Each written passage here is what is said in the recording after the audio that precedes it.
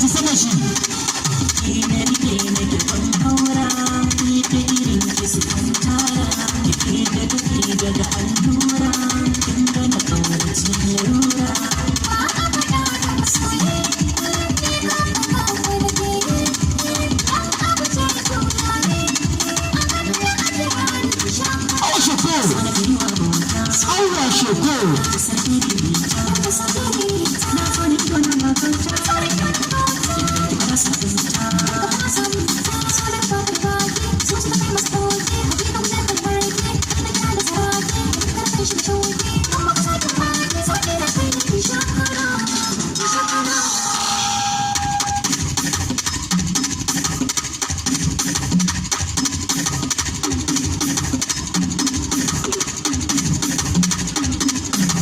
sake ji daɗi na ƙudurci don yage ina na aminci kasancewa da mu a tare nasara ce na ita kyautar ainihin ɓace.